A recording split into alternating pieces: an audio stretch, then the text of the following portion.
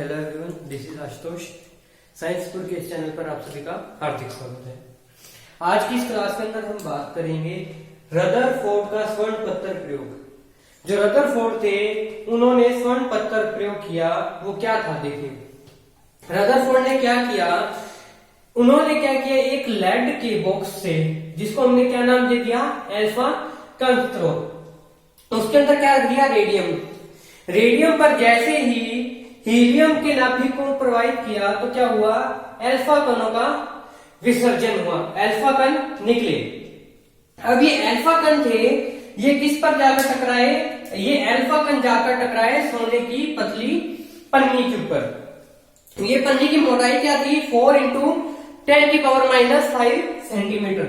लिख लीजिए 4 into 10⁻⁻5 centimetre. ठीक है, पतली पन्नी पर टकराए। तो पतली पन्नी पर टकराने से क्या हुआ, इसके जो कण थे उसके अंदर क्या हुआ, प्रदीप्ति उत्पन्न हुई, सॉरी प्रकीर्णन उत्पन्न हुआ। ये प्रकीर्णन से क्या हुआ, ये जैसे ही प्रकीर्णन उत्पन्न हुआ तो क्या देखा रदरफोर्ड ने, जो कण थे वो आगे की तरफ गति करना प्रारंभ कर दी। तो इन्होंने क्या किया, ये जो कण थे इनको किसके ऊपर प्रवाहित डलवाया, ये जो हमारा ZNS से लेपित पर्दा है उसके ऊपर उन्होंने क्या किया, इन कणों को प्रवाहित किया। इस प्रयोग के अंदर उन्होंने कुछ बातें देखी। सबसे पहले क्या देखी, जो सबसे पहले उन्होंने देखा कि अधिकतम कण थे जो, वो क्या करते हैं, अधिकतम कण स्वर्णवृत्ति को विक्षेपित करते हुए बिना किसी मतलब रुकावट की क्या हुआ, ZNS पर पहुंच जाते हैं। और जो कुछ कण थे, बहुत से कुछ होते हैं जो क्या होते हैं, विक्षेपित, मतलब ये जो बहुत से कण थे वो तो क्या हुए, डायरेक्ट ZNS पर पहुंच गए। पर ये जो कुछ कण है हमारे पास, जिस तरह से ये कण, ये क्या हुए, अपने रास्ते से विक्षेपित हो गए, अपना रास्ता भटक गए। तो उन्होंने क्या देखा, उसमें से भी क्या देखा, बहुत कम जो कण थे वो क्या हुए, अपना रास्ता भटकने के साथ साथ वापस सोने की पन्नी से होते हुए वापस मतलब रिफ्लेक्ट हो गए। उन्होंने ये 3 चीजें देखी। क्या हुआ, 90 डिग्री से भी अधिक हुआ, बहुत थोड़े से अल्फा कणों में 90 डिग्री से भी अधिक हुआ, यहां तक कि कण उसी दिशा में वापस लौटे। जिस दिशा से ये कण आ रहे हैं, ये कण क्या हुए, उसी दिशा के अंदर वापस लौटे। ये था रदरफोर्ड का प्रयोग। रदरफोर्ड के अंदर कुछ क्वेश्चन पूछे जाते हैं, वो क्वेश्चन क्या बनते हैं देख लेते हैं हम। जो रदरफोर्ड थे उन्होंने सोने के ही क्यों यूज किया, पन्नी का, सोने की परत का ही क्यों यूज किया। देखो सोना क्या है, हमने पहले भी पढ़ा था, जो कुछ धातुएं होती है उनमें क्या होता है, आघात वर्तनीयता। आघात वर्तनीयता का मतलब क्या होता है, उनको पतली चादर के रूप में परिवर्तित किया जा सकता है। तो उन्होंने क्या देखा, क्वेश्चन क्या बनता है, रदरफोर्ड ने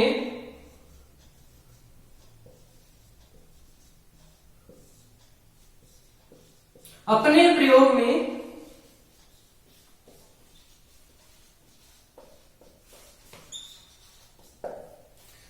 सोने की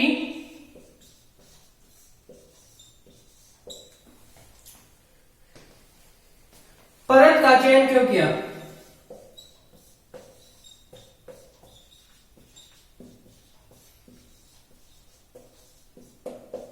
करने को तो वो कॉपर की भी किया कर सकते थे, पर क्यों नहीं किया, उसके अंदर आघात वर्तनीयता कम होती है। तो इसका आंसर क्या बनता है, जो सोना है, स्वर्ण है, जो सर्वाधिक आघात वर्तनीय होता है। आघात वर्तनीय मतलब मैंने ये चादर ली, चादर को ठोका, इससे इतनी लंबी तार के रूप में चेंज कर लिया, किलोमीटर के अंदर तार के अंदर चेंज कर लिया, ये क्या होती है, आघात वर्तनीयता। अर्थात सबसे पतली शीट बनेगी। क्या होगा, सोना क्या है, लिख लीजिए, सोने में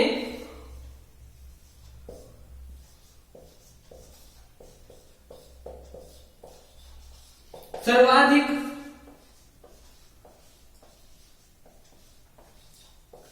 आघातवर्णीयता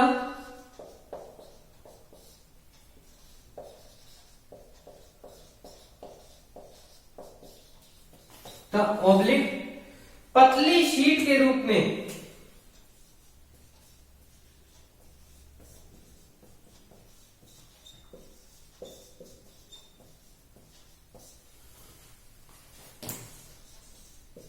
परिवर्तित किया जा सकता है।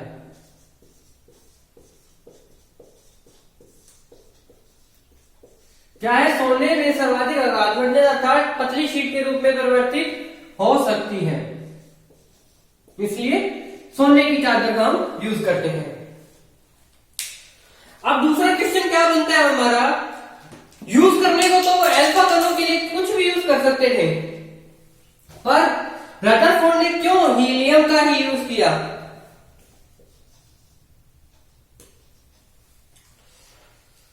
रदरफोर्ड ने अल्फा कण के रूप में हीलियम नाभिक क्यों किया, उपयोग लिया? हीलियम नाभिक का उपयोग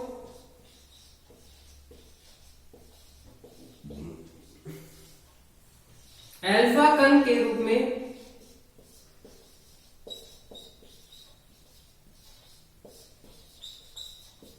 क्यों लिया?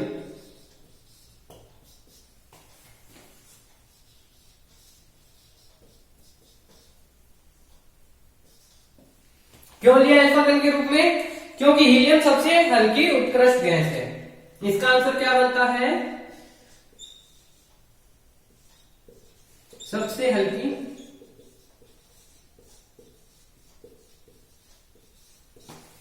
उत्कृष्ट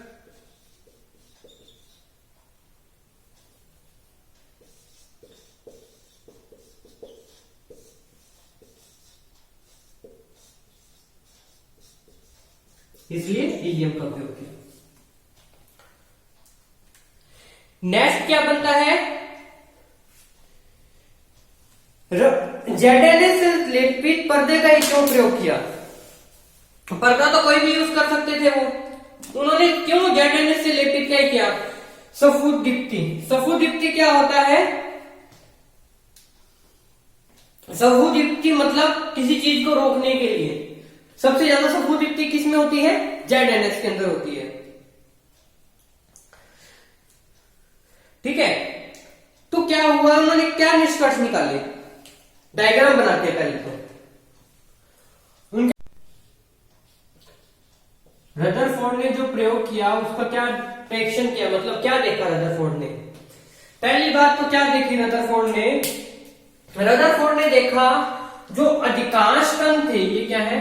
अधिकांश कण।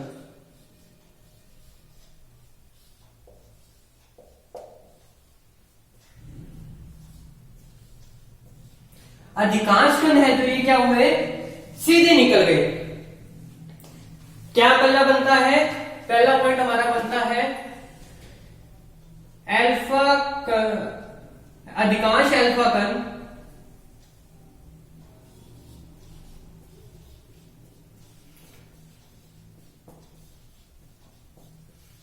कण किसको चीरते हुए?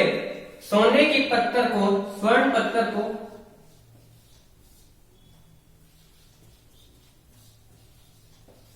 चीरते हुए सीधा निकल गए।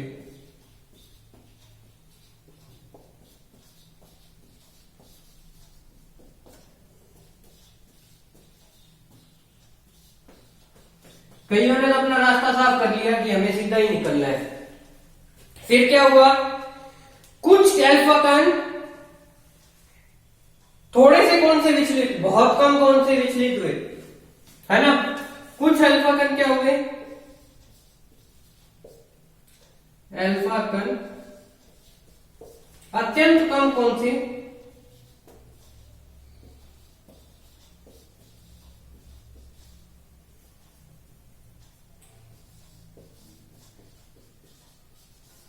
विचलित हुए।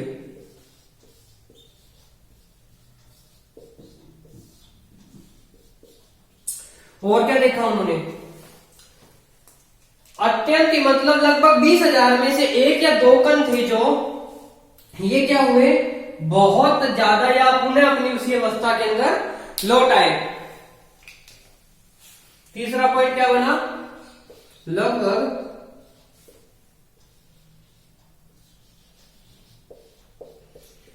20,000 में से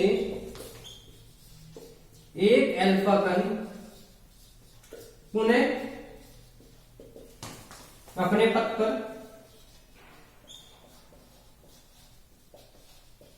लौट आया।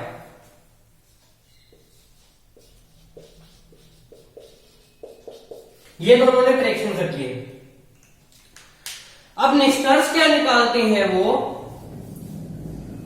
उन्होंने प्रेक्षण किए, जो जो बातें देखी उसके ऊपर उन्होंने डिसीजन लिया।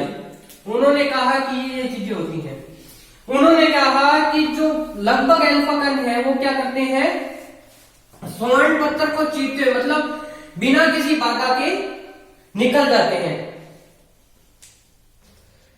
क्योंकि परमाणु का अधिकांश भाग खाली होता है।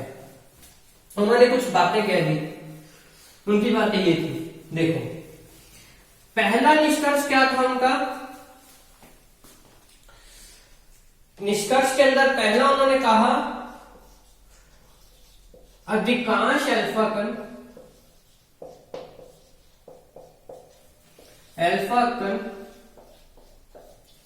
बिना किसी रुकावट के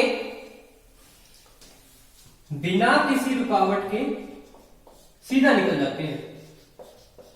अगर किसी चीज के अंदर बैरियर आ गया, अगर बैरियर आया तो उस चीज को क्या होगा, मुश्किल होगी। अगर मैं आप लोगों के सामने एक दीवार खड़ी कर दूं, मैं कहूं आपको जाना है, रेस लगानी है, तो आपको उसको क्रॉस करने में ज्यादा टाइम लगेगा। अगर वही मैं कह दूं तुम्हें एक सिंपल ट्रैक है, उसके ऊपर तुम्हें भागना है, तुम्हें कम टाइम लगेगा अपनी डिस्टेंस को कवर करने के लिए, बिना किसी बाधा के सीधा निकल जाते हैं।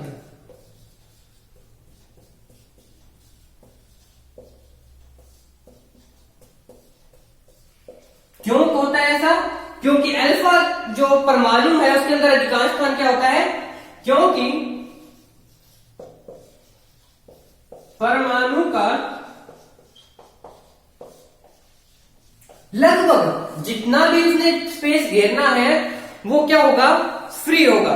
अगर कोई चीज है, मान लो ये बॉक्स है, ये दीवार है, मैं आपको कहूं यहां से भाग के जाना है, ये आपको रास्ता दिक्कत आ रही है, ठीक है, आपको क्या करना पड़ेगा, यूं जाके इसको क्रॉस करना पड़ेगा, ठीक है, यही बात हो रही है। अब मैं यही कर दूं, क्या करना पड़ेगा आपको, ये दीवार हटा दूं, तो क्या करोगे आप, यूं इतना टाइम वेस्ट करने के बजाय क्या करोगे, डायरेक्ट यहां पहुंच जाओगे। ये चीज कहते हैं, क्योंकि परमाणु का अधिकांश भाग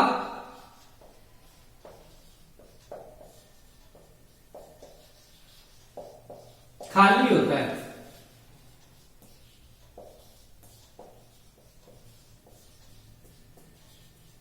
अच्छा, अब दूसरा निष्कर्ष क्या निकाला उन्होंने, ये तो उन्होंने एक बात कह दी, अब एक ही बात होनी सिद्ध होती है। फिर उन्होंने क्या, कुछ कण विक्षेपण प्रतिकर्षण के कारण होता है। प्रतिकर्षण क्या होता है, प्रतिकर्षण क्या होता है, कोई चीज है, मान लो मैंने सूरज की रोशनी डाली एक शीशे पे,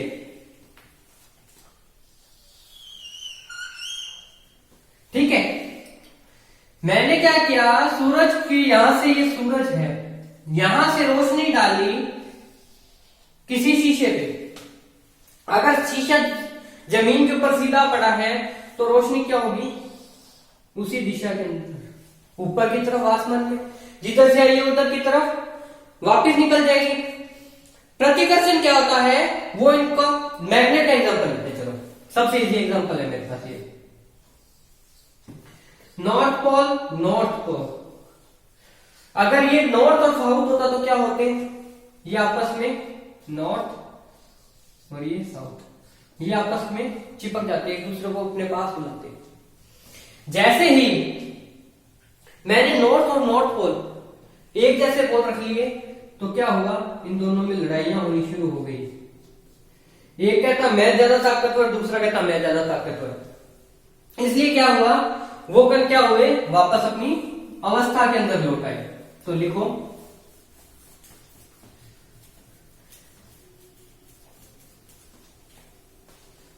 कुछ कणों का विक्षेपण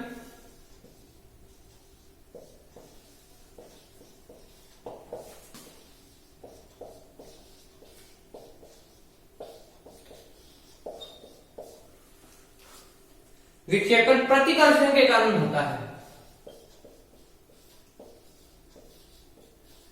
प्रतिकर्षण आपको समझ जाएगी क्या?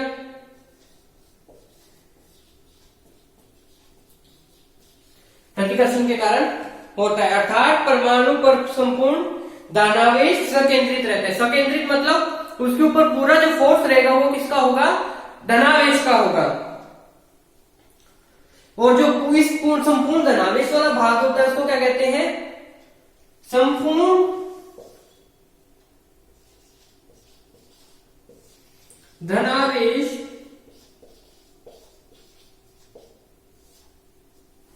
वाला भाग परमाणु कहलाता है।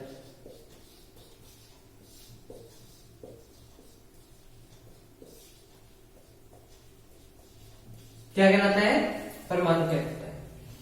ये रहे अल्फा के जो कण प्रयोग था उसके निष्कर्ष। तीसरा निष्कर्ष क्या निकाला? इलेक्ट्रॉन नाभिक के चारों ओर वृत्ताकार पथ में चक्कर लगाते हैं। जो इलेक्ट्रॉन्स होते हैं नाभिक के चारों ओर वृत्ताकार पथ में चक्कर लगाते हैं। क्या हुआ? ये क्या है? इलेक्ट्रॉन है और ये नाभिक है। ये क्या है? आपका नाभिक है। अब इसके अंदर जो इलेक्ट्रॉन्स हैं वो किस तरह से चक्कर लगाएंगे? क्लॉकवाइज, एक वृत्त के रूप में चक्कर लगाएंगे, यूं यूं करके। ये सब क्या है? इलेक्ट्रॉन्स हैं। तो इन्होंने तीसरा निष्कर्ष क्या निकाला? जो नाभिक है उसके चारों ओर इलेक्ट्रॉन वृत्ताकार पथ में चक्कर लगाते हैं, गति करते हैं। रदरफोर्ड का मॉडल की तुलना किससे हुई है? ये याद रखिएगा। चलो ये मिटो इधर पे अपने किसी। रदरफोर्ड के जो मॉडल है उसकी तुलना किससे हुई है? हम लोगों ने क्या देखा है? कहां पर जो पृथ्वी है किसके चारों ओर चक्कर लगाती है? सूर्य के। तो कौन सा मंडल है वो? सौर मंडल से हुई है। किससे हुई है वो? सौर मंडल से हुई है। रदरफोर्ड के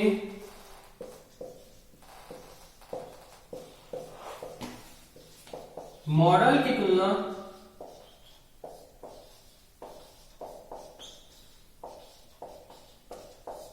सौर मंडल से हुई है।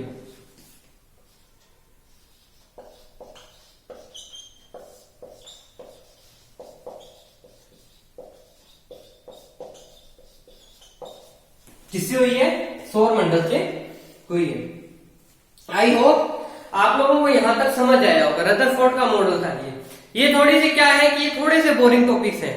इनके अंदर कोई मजे वाली बात नहीं है। इनसे जर्नल से क्वेश्चन पूछा जाता है। इन्होंने सोने की पतली पन्नी क्यों ली?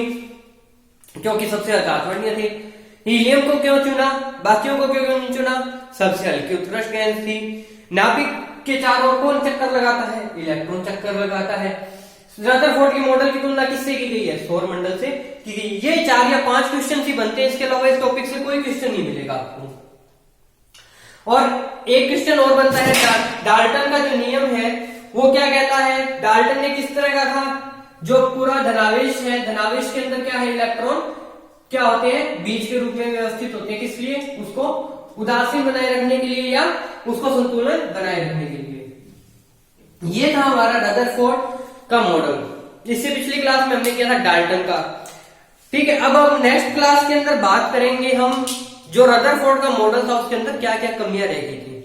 कोई भी चीज ऐसी नहीं है जिसके अंदर क्या हो कि 100% कोई चीज सही मानी जाए। उसके अंदर कुछ ना कुछ कमियां गिन ली जाती हैं। उन कमियों को दूर करने के लिए या कमियां थी जो, उनके बारे में क्या क्या स्टडी हुई है नेक्स्ट क्लास के अंदर बात करेंगे। अगर आप लोगों को वीडियो पसंद आई है तो लाइक जरूर कीजिएगा, चैनल को सब्सक्राइब करना मत भूलिएगा। धन्यवाद।